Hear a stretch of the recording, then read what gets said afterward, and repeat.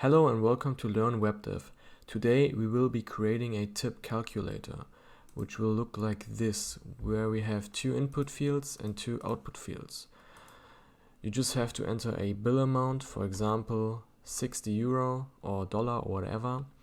The tip percentage, in Germany it's usually 10%, and then you just press calculate.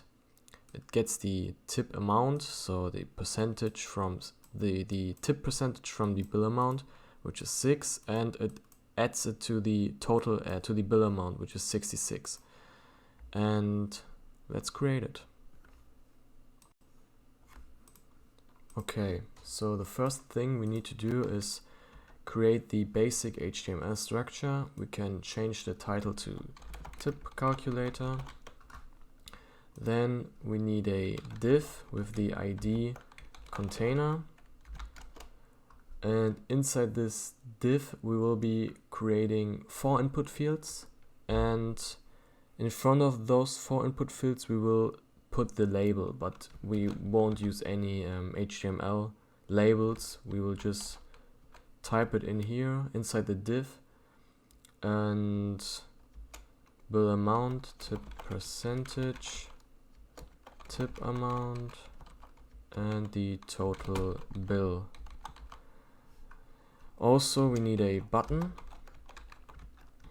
and behind all of those we will create a input field now. I will just quickly select all lines and type in input, the ID, which we will leave blank for now, the type will be number, and there we can add the IDs. So the first one will be bill amount, tip percentage, tip amount, amount, and the total bill. Okay. Also, the button will need a ID. We will just give it the ID button, and inside this button you can type in the word calculate. So this is what we have right now. And we're already finished with the, oh no, never mind, we still need to add the style sheet.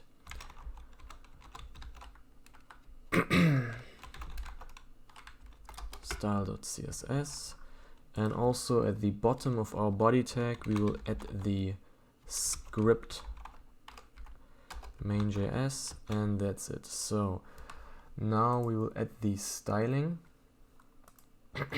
So the first thing we need to do is set the HTML background color to this one. I always use the same one for all of these projects, and set the height to 100. Then we can start styling the container. We will give it a height of 325 pixels, a width of 350 pixels. Background color will be this one, F5E4C3. The display will be set to grid. We will work with grid. And let's see what we have. This is what we have. It looks already pretty nice, but I will just style it a bit so it will look a little bit better. So we will set the columns to 100 pixel and 1 FR. The grid template rows will be set to 75 pixels.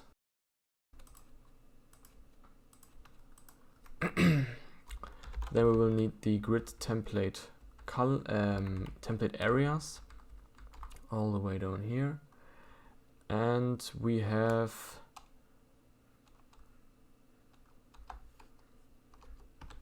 four rows, so we will just create 4 for now. Actually, we can just create a 5th one for the button later. We will set the margin to 0 in auto, the border to 5 pixels solid and 88B169. You don't really need to add all of the styling. I'm just doing it so it looks a little bit better. And this is what we have right now. So this already looks kind of good, but we will still add some more styling. And also we need to set the height of the input fields and all of this. So let's work on this. So we need to get our IDs, which are here. So we can just copy all of them. You do this with holding Alt and just copying them. strg, Control plus C, sorry.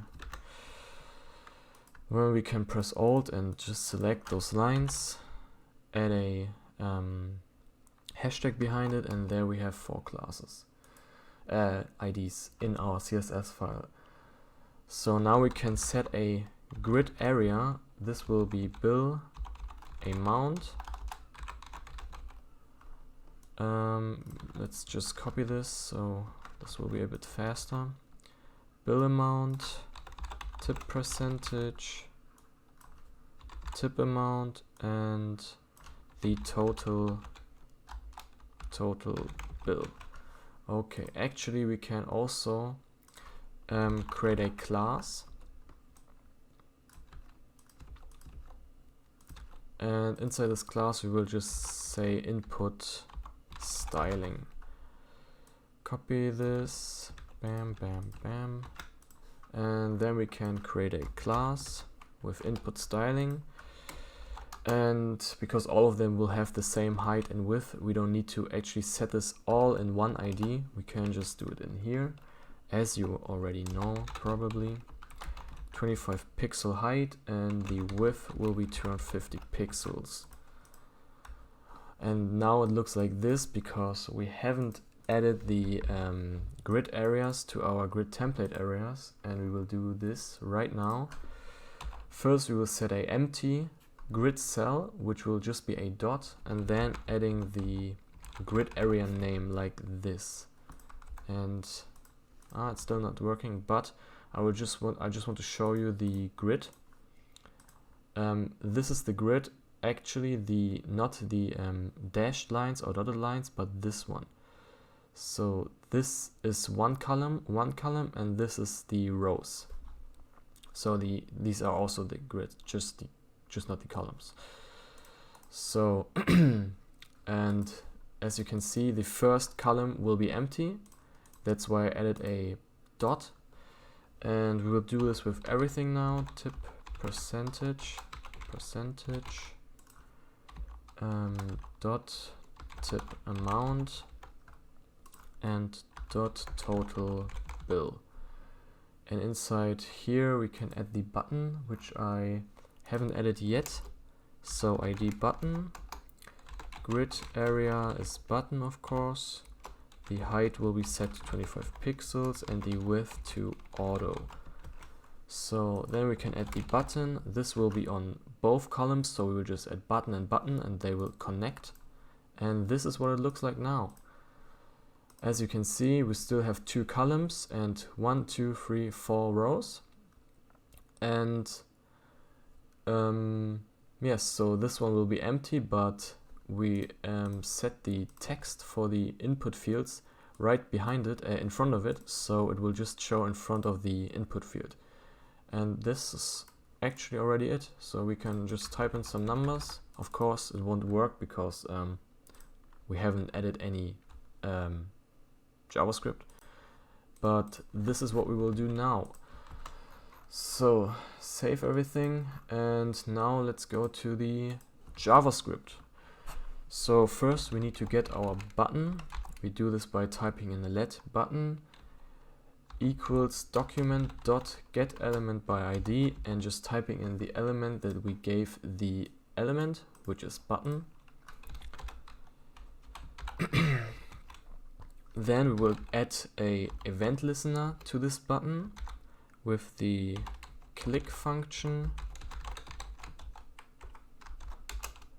And now we have to get the value of the bill amount and tip percentage. So when a user types in a number, for example this, and the tip percentage is 10%, we will press on calculate and we will need to get these values. We do this by first creating a variable for both of them, document.getElementById bill amount, and we can just copy all of this and type in tip percentage and tip percentage. But if we would leave this code like this, we wouldn't get the values. So you can just type in behind this dot value, and this will get the value which is inside of this input field. So we can also test it by typing in console log bill amount. Let's try it. Refresh, or just remove this one and type in bill amount, for example 20 euro, calculate, and we will get the value. So you can just type in 50 and you will get the 50. So this works. Now we will need to calculate the actual total amount, the actual total bill and the total tip amount. We do this by creating a variable, calling it tip amount, and setting it to document.getElementById, just like above with the other ones, tip amount. But behind this one, we will also set dot value but equals, so we can also set the value. So if you would have write, for example, equals 50, let's save it and try it, and I remove this one, refresh the page, so you see there's nothing in it, and I press calculate. I forgot something. Oh, because of this one, I think. And you press calculate, the 50 will appear, so you can also set the value. Just because I'm interested, does it also work like this? It should. Yes, it also works like this, so you can just set it inside these things or without it, because it's a number, so it's not a string.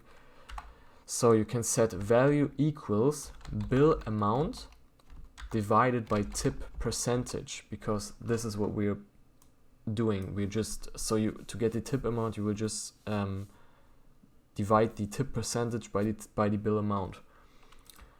And we can try this. Set 50, the percentage in Germany is usually 10%, calculate, and you get the tip amount will be 5 euro, which is right. So now we will need to get the total bill.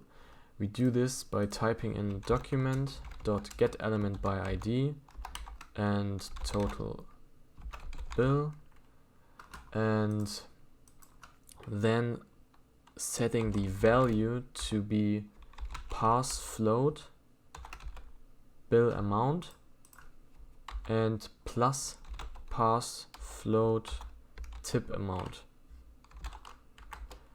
Why we need to use parse float is because if we wouldn't use this one, it would just attach one value to another. So we can try this. First, let's see if it actually works. So let's say 50 euro, tip percentage is 10, calculate 55 euro, as you can see.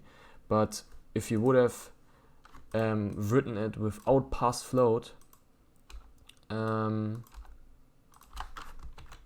the number which would appear would be 505, because he would just attach the 5 behind the 50.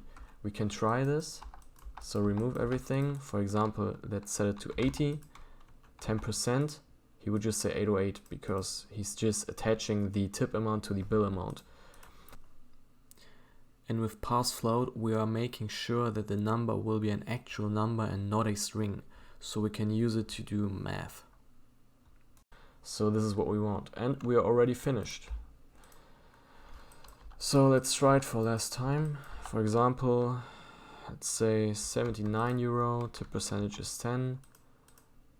Bada boom, 86.9 is the total amount.